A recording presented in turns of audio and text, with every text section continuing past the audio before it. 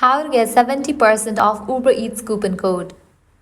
Let's get started. Launch your preferred browser. Over here, you're gonna find the search box, type in Uber Eats coupon code and then search for it.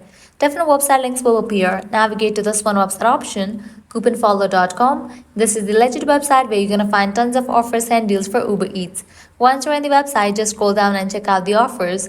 $25 off, 20% off, 50% off, and many more. Here towards any of the offer that you wanna grab, just go ahead and click on it.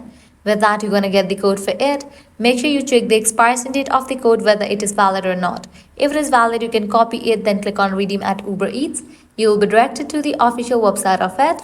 Once you're on the website, you can go ahead and log into your account, make your purchase and proceed to checkout. While in the checkout page, you're going to find the section of codes. Over there, type in your code and confirm your order. With that, you're going to get the discount in your purchase.